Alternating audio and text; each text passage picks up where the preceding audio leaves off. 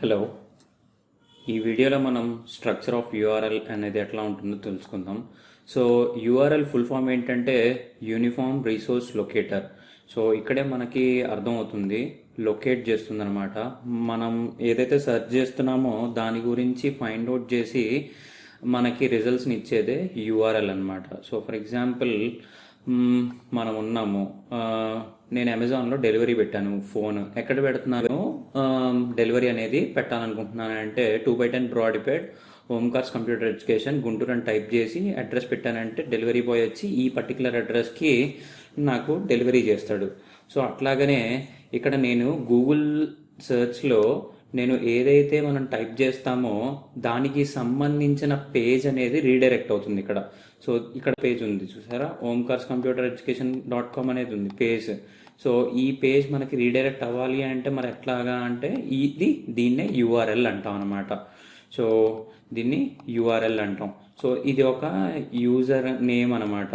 దీన్నే డిఎన్ఎస్ అంటాం, domain name server అంటాం. దీనికి యాక్చువల్లీ ఒక ఐపీ అడ్రస్ అనేది ఉంటుంది. సో ప్రతి ఒక్క వాళ్ళకి ఐపీ అడ్రస్ అనేది ఉంటుంది, ప్రతి ఒక్క పేరుకి. సో గూగుల్ కూడా ఒక ఐపీ అడ్రస్ ఉంటుంది, ఇంకొక దానికి ఇంకో ఐపీ అడ్రస్ ఉంటుంది.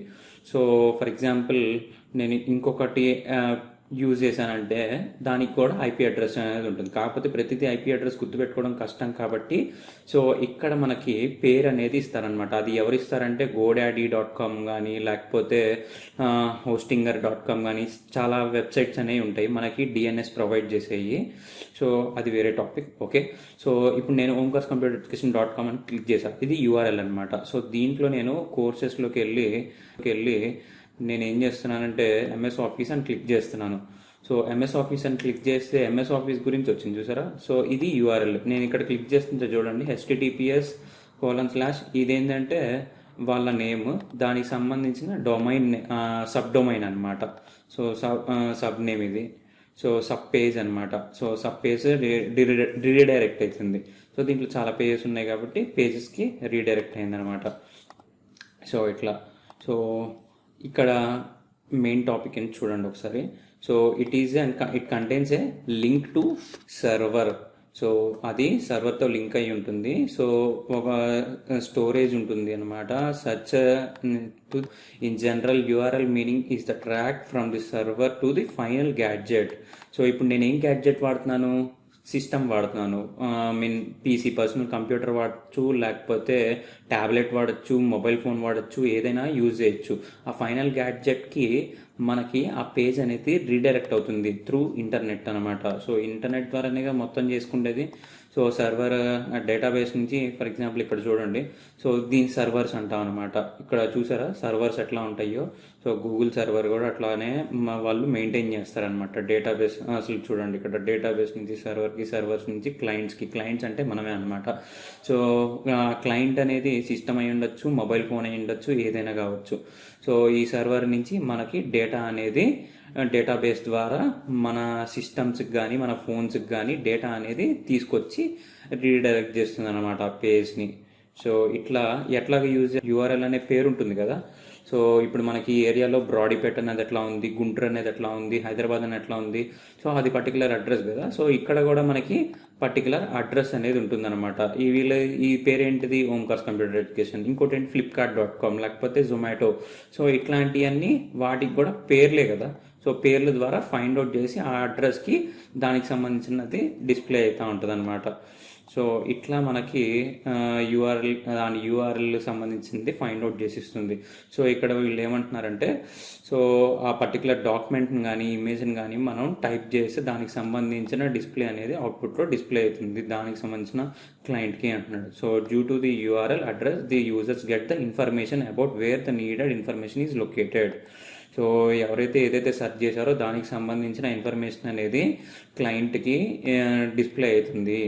సో యూఆర్ఎల్ స్ట్రక్చర్ అయితే చూడండి ఇక్కడ హోస్ట్, పోర్ట్, ట్రాక్, పారామీటర్ ఇట్లాంటివన్నీ ఉంటాయి. సో ఇక్కడ మనకు చూస్తే కనుక https అని ఉంది. సో దీన్ని ప్రోటోకాల్ అంటాం. డొమైన్ నేమ్ డిఎన్ఎస్ అని చెప్పాను కదా, డొమైన్ నేమ్ సర్వర్ అని చెప్పి. సో అదే అనమాట డొమైన్ నేమ్ పేరు అనమాట.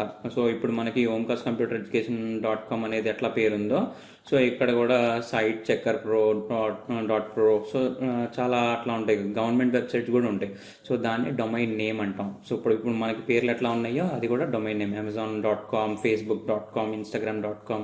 సో అవి కూడా డొమైన్ నేమ్స్ అంటాం అనమాట. /path. సో ఇది పాత్ అనమాట. ఇప్పుడు పాత్స్ అంటే ఇక్కడ చూసారా మీరు.